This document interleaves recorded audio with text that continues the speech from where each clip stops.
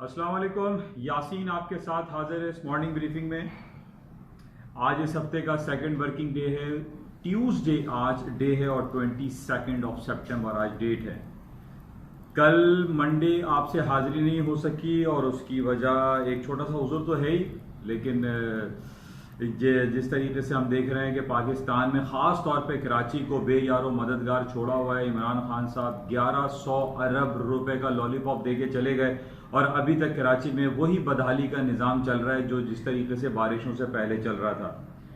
बारिशों के दौरान के इलेक्ट्रिक का ये मैसेज आता रहा कि जनाब वो बारिशों में बहुत सारी जगहों पे पानी खड़ा हुआ है, वहां पर हम बिजली ऑन नहीं करेंगे क्योंकि करंट आ जाएगा। और छोटी छोटी टिप टिप जो ड्रिजलिंग और बारिशें हो रही थी उस पर भी बिजली चली जाती थी। ये बिजली एक आंख मचोली वाला सिलसिला शुरू करती रही बारिशों के दौरान। अब के इलेक्ट्रिक की तरफ से ये बात आम है कि जनाब उनको गैस प्रेशर नहीं मिल रहा है। सुई सदर्न गैस उनको जो है प्रॉपर तरीके से गैस प्रोवाइड नहीं कर रही है, जिसकी वजह से प्रेशर लो होने की वजह से बिजली मुनक़ता की जा रही है। बिजली की फरहमी जो है उसके अंदर डिस्टर्बेंस क्रिएट की जा रही है। और कल की स्पीच मेरी इसी हवाले की नज़र हो गई कि जनाब बिजली नहीं तो गैस नहीं, तो और इस हवाले से बड़े उसमें तगुदौ में लगे रहे। और कल हम जो है इस हाजिरी से मैं कासिर रहा और गैर हाजिर हो गया आपके साथ। बहरहाल आज बिजली आ रही है, बत्ती आ रही है और आपके साथ हाजिर हूँ।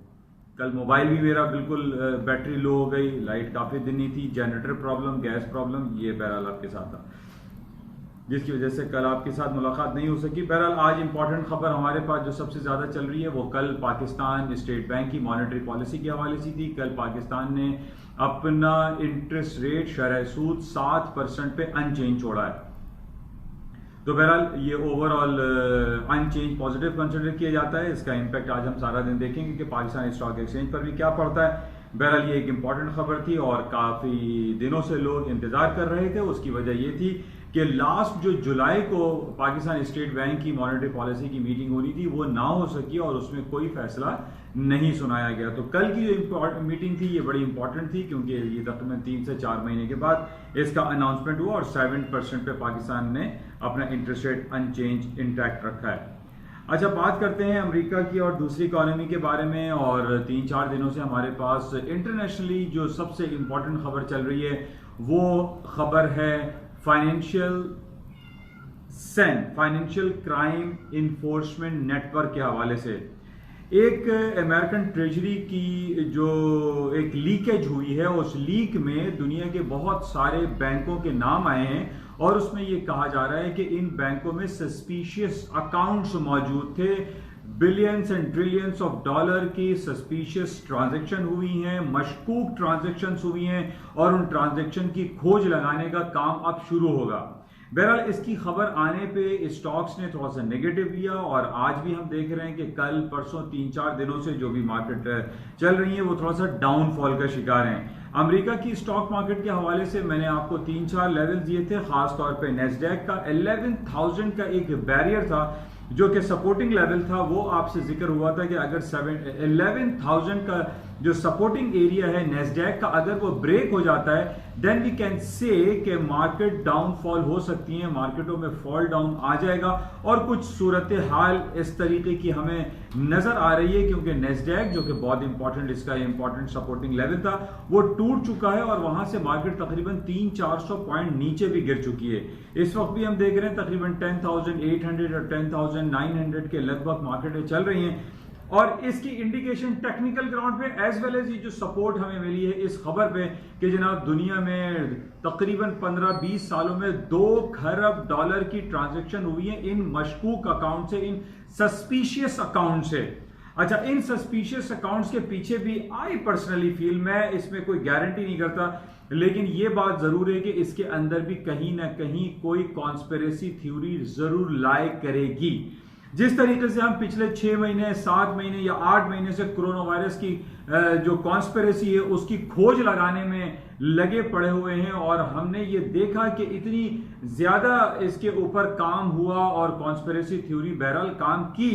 और हमने ये देखा कि दुनिया में जो आईटी सेक्टर था, हाईटेक कंपनीज थी, उन्होंने बेतहाशा पैसा कमाया। इसी तरीके से जो फार्मास्यूटिकल कंपनीज थी उन्होंने इस corona virus so called vaccine के हवाले से बहुत पैसा कमाया और नेस्डैक के जो तारीख की बुलंद तरीन सतहों पे अमेरिका की स्टॉक मार्केटें गई, उसमें नेस्डैक सर फहरिस्त सिर्फ इसी वजह से रहा कि जनाब इसके अंदर कॉन्स्पिरेसी गेम था और पूरी दुनिया को वर्चुअल लेकर आना था। तो पूरे स्कूल के और कॉलेजेस के बच्चों को इंटरनेट और वीडियो लिंक्स के जरिए उनको कनेक्ट करना था, स्कूल कॉलेजेस को बंद कर देना था और दूसरी तरफ वैक्सीन का ड्रामा रचाया गया और ये कहा गया कि जनाब ये वैक्सीन आ रही है, वो वैक्सीन आ रही है और उस बेसिस पे नेस्डैक की मार्केटों में दिन दोगुनी रात चौगुनी तरक्की होती रही और उसके भाव में इजाफा होता रहा। लेकिन अब हमारे पास ये डिफरेंट खबरें हैं, मौजूद हैं। आप ये देख रहे हैं कि पहले ब्राजील को एपी सेंटर बनाया, उससे पहले अमेरिका को एपी सेंटर बनाया,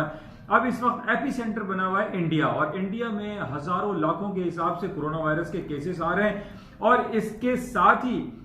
जहां कोरोना वायरस है अब वहां लॉकडाउन की बातें होती हैं और दूसरी तरफ खबर आती है कि जनाब ताजमहल वो रीओपन कर रहे हैं। कोरोना वायरस के इतने ज्यादा केसेस होने के बावजूद भी ताजमहल और दुनिया के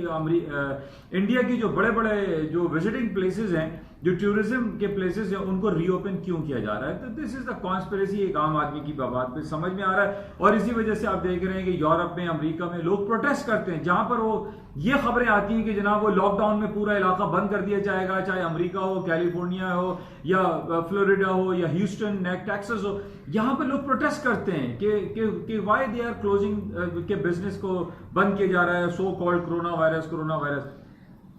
वो एक कॉन्स्पिरेसी थी और अभी भी लाई कर रही है। बहरहाल अब हमारे पास एक नई कॉन्स्पिरेसी थ्योरी जो आ रही है जिसकी बेसिस पे हम ये देख रहे हैं कि स्टॉक मार्केटें गिर रही है। बिल्कुल इसी तरीके से आज से 7-8 महीने पहले कोरोना वायरस के बेसिस पे मार्केटें फॉल डाउन हो गई थी, तकरीबन 20 to 30% अमेरिका की स्टॉक मार्केट क्रैश कर गई थी, लेकिन उसके बाद रिकवर कर गई जैसे जैसे लोगों को समझ में आएगा कोरोना वायरस का ये जो ड्रामा है ये जस्ट एज कॉन्स्पिरेसी है। इसी तरीके से उसी के पैरेलल में आप ये देखें हर 6-7 महीने पे एक नई मार्केट में खबर आती है। तो इस दफा इस सीजन में या इन 3-4 दिनों में या इस हफ्ते में हमारे पास जो सबसे इंपॉर्टेंट जो खबर है वो यही है कि फाइनेंशियल क्राइम इन्फोर्समेंट नेटवर्क की जो एक साइट लीक हो गई है, जिसको यूएस ट्रेजरी डिपार्टमेंट की भी लीकेज कहा जा रहा है, उसके अंदर इन्होंने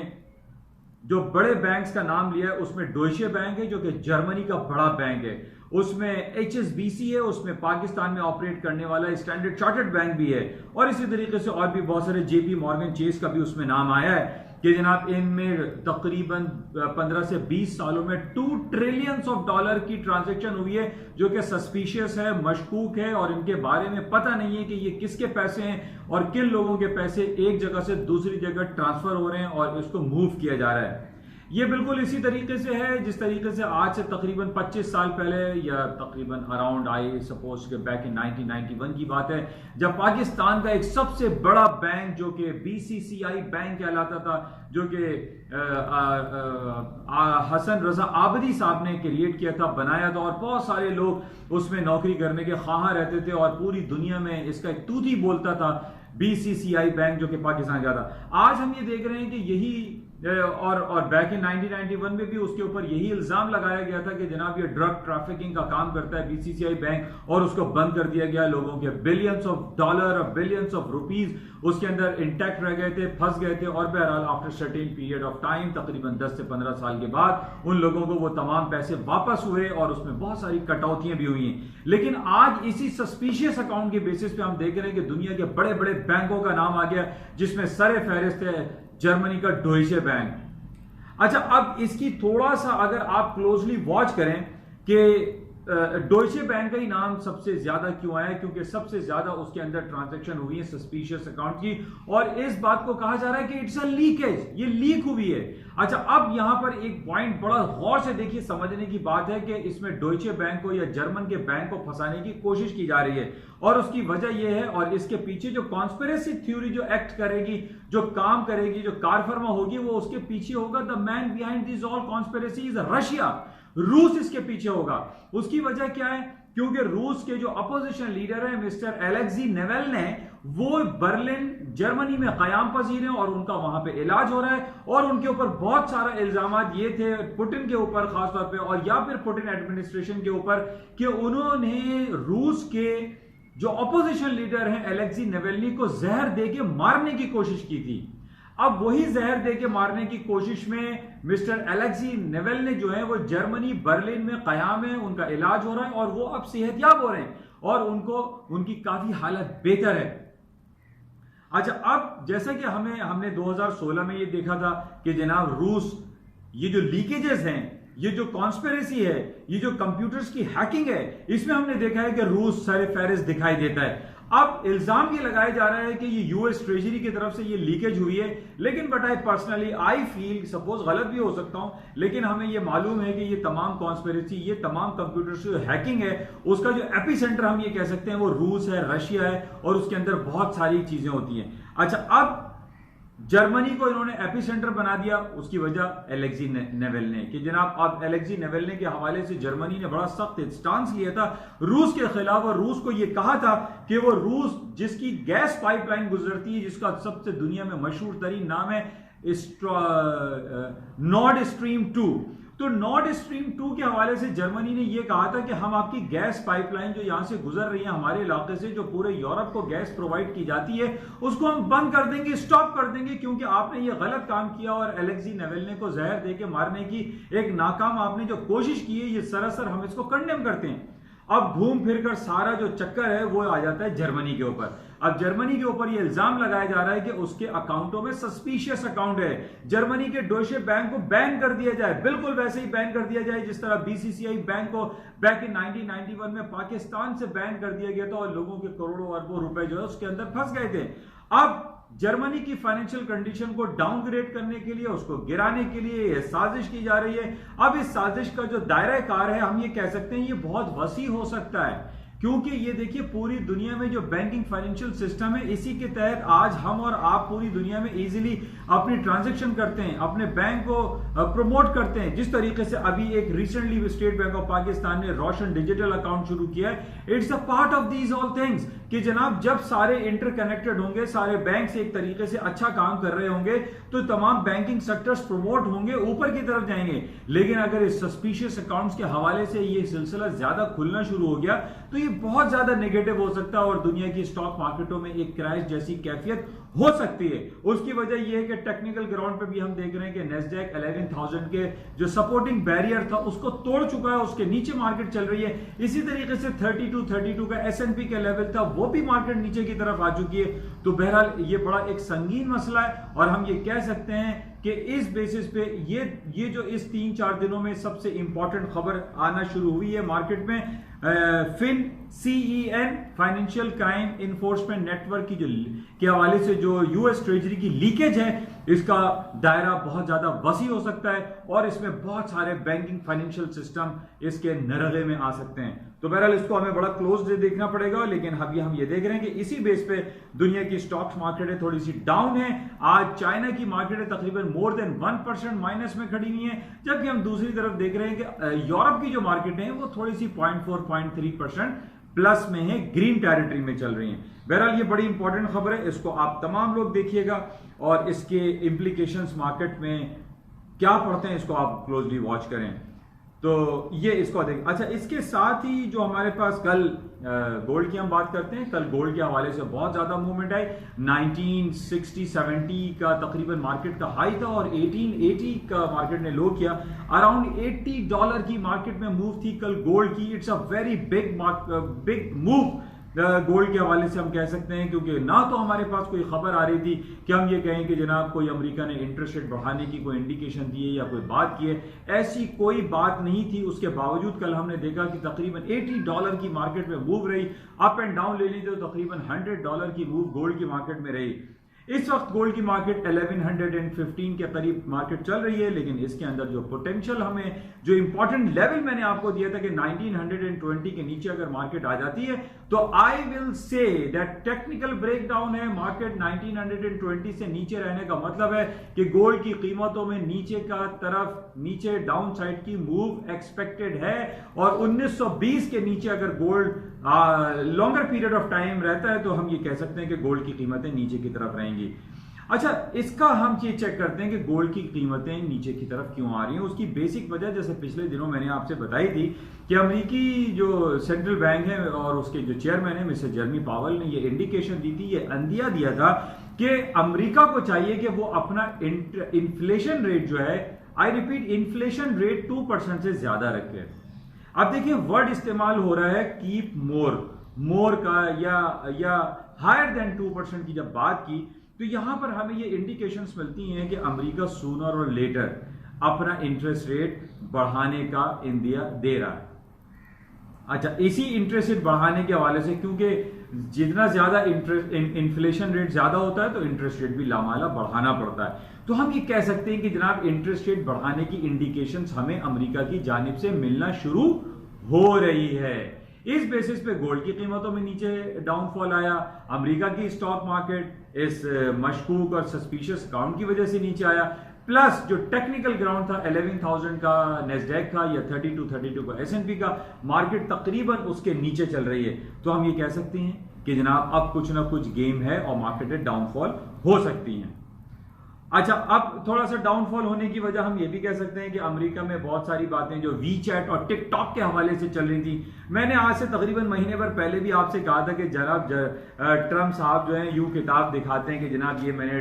डोनाल्ड ट्रम्प लिख दिया है और मैंने एक एग्जीक्यूटिव पावर जो है उस पर दस्तखत कर दिए हैं, और अब वीचैट और टिकटॉक जो है 45 डेज के अंदर अपना बोरिया बिस्तरा उठाएंगे और यहां से इनको आउट कर दिया जाएगा। लेकिन मैंने आपको कहा था 1 महीने पहले कि ऐसा कुछ भी नहीं होगा। ट्रम्प साहब बस ये दस्तखतें दिखाते रहते हैं, इनके पास पावर्स नहीं है। और यही हुआ कि कैलिफोर्निया की एक अदालत ने ट्रम्प साहब के इस ऑर्डर को कलादम करार दे दिया और वीचैट को कह दिया कि you are on, scene on है, आप यहां बिजनेस करें, आप अपनी एक्टिविटीज को जारी रखें और आपके खिलाफ कोई कार्रवाई नहीं की जा सकती। तो अब यहां पर हम देख रहे हैं कि यहां पर निगेट हो जाते हैं ट्रम्प साहब। ट्रम्प साहब की जो हैसियत है वो बहुत डिक्लाइन हो जाती है कि जनाब वो इस तरीके से दस्तखत दिखाते हैं, वो कोर्ट में चैलेंज हो जाता है और चैलेंज में वो हार जाते हैं, और यही कुछ हुआ। लेकिन एक चपकलिश तो बहरहाल इंटैक्ट है अमेरिका और चाइना के दरमियान, चाहे वीचैट हो या टिकटॉक हो या हुआवी हो। हुआवी एक बड़ा नाम है। इन बेसिस पे हम ये देख रहे हैं कि अमेरिका में कुछ ना कुछ खलफशार आपस में दोनों में रहते हैं। तो बहरहाल इसी बेसिस पे हम कह सकते हैं कुछ नेगेटिव खबरें जो है वो कंपाइल हो रही हैं, इन बेसिस पे स्टॉक्स मार्केट डाउन हो रही हैं, और इसके साथ ही जो टेक्निकल लेवल्स हैं उसमें भी डाउनफॉल दिखाई दे रहा है। बहरहाल ये कुछ खबरें थी, और सबसे इंपॉर्टेंट एक खबर और भी है। कल आपसे चूंकि मैं हाजिर नहीं हो सका था, अमेरिका की सुप्रीम कोर्ट की एक खातून जज, उनकी डेथ हो गई है 3-4 दिन पहले। तो वहां पर एक खला पैदा हो गया कि स्पेस क्रिएट हो गया है। हमें ये मालूम है कि टोटल 9 जजेस होते हैं, सुप्रीम कोर्ट के ऑनरेबल जजेस होते हैं, उन 9 में से एक की डेथ हो गई है। अब एक जो वैकेंसी को फिल करना है वो इस वीक के एंड तक ट्रम्प साहब ने ये ऐलान किया है कि वो इस हफ्ते के एंड तक वो नॉमिनी कर देंगे, नाम दे देंगे। उस नाम के देने के बाद, क्योंकि इसमें पॉलिटिकल गेम बहुत ज्यादा होता है किसी सुप्रीम कोर्ट के जज को अपॉइंट करना, इससे पहले भी हमने देखा था 6 महीने पहले एक सुप्रीम कोर्ट के जज गैवनॉक करके कुछ नाम था उनका, तो उनके खिलाफ भी बड़ा महाजाराई शुरू हो गई थी और बहरहाल उनको अपॉइंट कर लिया गया था। लेकिन अब दोबारा से एक नए जज की, एक ऑनरेबल जज की अपॉइंटमेंट का सिलसिला है। इस हफ्ते के एंड में वो नाम दे दिया जाएगा। उसके बाद हम देखेंगे कि इसमें डेमोक्रेट्स और जो पॉलिटिकल गेम है रिपब्लिकन का, उसके हवाले से क्या सिलसिले रहते हैं। तो ये बड़ा इंपॉर्टेंट है। और बाकी कुछ पाकिस्तान की बात में हम देख लेते हैं जो सियासी खलफशार यहाँ पे चल रहा है। हमारे जो अपोजिशन लीडर्स हैं, अपोजिशन हजरात हैं, उनके पास कोई टारगेट नहीं है, कोई मौक़िफ़ नहीं है, और बस वो इमरान खान की हुकूमत को डीरेल करने की कोशिशें किए जा रहे हैं कि जनाब बस हटाओ हटाओ हटाओ। अस्करी क़यादत के ऊपर इल्ज़ामात लगाते रहते हैं, डायरेक्टली या इनडायरेक्टली। और हम तो ये जानते हैं कि जब तक हमारी अस्करी क़यादत ताकतवर है वो हमारा पाकिस्तान इंशाअल्लाह मुस्तहकम रहेगा, क्योंकि हम ये तारीख शायद है फॉर लास्ट 70 ईयर्स 72 ईयर्स से हम ये देख रहे हैं कि हमारी अस्करी क़यादत ने हमारे मुल्क को संभाला हुआ है, इसको प्रोटेक्ट किया हुआ है। बहुत सारी दुनिया में ऐसी हमारे पास मिसालें मौजूद हैं जहां पर अस्करी क़यादत अगर स्ट्रांग नहीं होती तो उनकी जो पॉलिटिकल गवर्नमेंट्स होती हैं वो भी डीरेल हो जाती हैं, उनकी इकोनॉमिक सिचुएशन ख़राब होती हैं। तो हमारी ये दुआ है और इस्तेदा भी है अपोजिशन पार्टी से भी कि वो पाकिस्तान की हुकूमत को चलने दें, उनको सपोर्ट करें, और जो कुछ भी हो सकता है पाकिस्तान की ग्रोथ के हवाले से यकजहती का मुजाहरा करें और ज़्यादा से ज़्यादा कोशिश करें कि पाकिस्तान एक लॉन्ग रन में एक आगे ग्रोथ करे। जिस तरीके से स्टेट बैंक के गवर्नर साहब ने भी कहा है कि पाकिस्तान जो है वो अच्छे ग्रोथ प्रॉस्पेक्ट्स बहुत अच्छे हैं और पाकिस्तान अच्छे आगे तरक्की कर रहा है, और उसकी ज़िंदा बोलती मिसाल हमारे पास है कि पाकिस्तान स्टॉक एक्सचेंज 43,000 के लगभग ट्रेड हो रहा है और माइट पॉसिबल जैसे ही 43,000 के बैरियर को ये क्रॉस करेगा तो मार्केट 50,000 के लगभग जाना शुरू हो जाएगी। बहरहाल इसको हम क्लोजली देखेंगे, लेकिन सबसे इंपॉर्टेंट हमारे पास यहाँ पर ये आ रहा है कि जो हमारे पास जो मशकूक अकाउंट के हवाले से जो सस्पिशियस अकाउंट का जो सिलसिला शुरू हुआ है उसमें हमारे पास जो पाकिस्तान में ऑपरेट हो रहा है that is standard chartered bank है, इसके भी अकाउंट चेक हो सकते हैं। तो माइट पॉसिबल कि कोई निगेटिविटी का पहलू हमें भी देखना पड़ जाए, लेकिन हमारी दुआ है कि हम इन तमाम निगेटिविटी से महफूज रहें, बिल्कुल एक नॉर्मल तरीके से पाकिस्तान जो है आगे तरक्की करता रहे। इंशाल्लाह रब्ता रहेगा। आपसे आखिर में गुजारिश कि इस यूट्यूब चैनल को प्लीज़ सब्सक्राइब करें, लाइक करें, शेयर करें, और ख़ास तौर पे जो स्टूडेंट हैं BBA MBA जो फाइनेंस और इकोनॉमिक फाइनेंस पढ़ रहे हैं या इंटरनेशनल फाइनेंस के बच्चे हैं वो इस यूट्यूब चैनल को ज़रूर सब्सक्राइब करें। थैंक यू, खुदा हाफिज़।